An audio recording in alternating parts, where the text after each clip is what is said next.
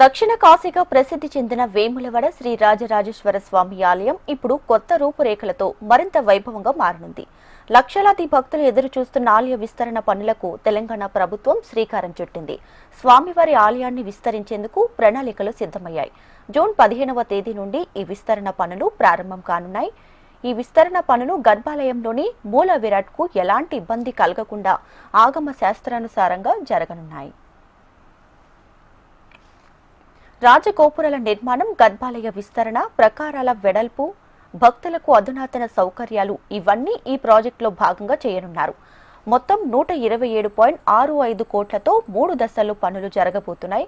మొదటి దశలో 76 కోట్లతో ప్రధాన ఆలయ నిర్మాణం, 33 కోట్లతో అన్నదాన సత్రాన్ని నిర్మించనుంది ప్రభుత్వం. అలాగే ఆలయం వెలుపల ఉన్న రోడ్ల విస్తరణ వంటి అభివృద్ధి పనులకు 47.85 కోట్లు కేటాయించారు. అటు ఆలయ విస్తరణతో పాటుగా అభివృద్ధి పనులను సమాంతరంగా నిర్వహించాలన్న యోచనలో ప్రభుత్వం ఉంది. పరిసరాలను ఏ విధంగా అయితే ఈ 76 కోట్ల పైచిలతో టెండర్లు పెట్టి పిలువబడి విశాలంగా చేసేటువంటి వాటిని అన్నింటి కూడా క్షేత్రస్థాయిలో పరిశీలించేది రాజగోపురాలు ఎక్కడెక్కడ వస్తున్నాయని చెప్పినటువంటి కూడా చూడడం జరిగింది. అదేవిధంగా ఆ కార్యక్రమం పనులు జరిగే క్రమంలో భక్తులకు భీమశ్రాలలో జరిపేటువంటి ఆలయాన్ని కూడా సందర్శించి అక్కడ కూడా తాత్కాలికంగా ఏమేమి ఏర్పాటు చేయాలి, క్యూ లైన్లు, వసతి, అభిషేక మండపాలు, లేదంటే కళ్యాణ మండపాలు, లేకపోతే సత్యనారాయణ పూజలు చేసే వరకు ఎలాంటి ఇబ్బందులతో కూడా చూసేటువంటి కార్యక్రమం. అక్కడ శంకర్ మఠం ఉన్న స్థలాన్ని వాడుకోవాలని, అక్కడ వేద పాఠశాల ఉన్న స్థలాన్ని కూడా వాడుకోవాలని, ఇప్పుడు ఇక్కడ జనరేటర్ రూమ్ నుంచి కూడా నూతనంగా క్యూ లైన్లు వేసుకొని వచ్చే భక్తులకు ఎలాంటి ఇబ్బందులు చూడాలని చెప్పిన ప్రాంతాలన్నీ కూడా పరిశీలించి రావడం జరిగింది.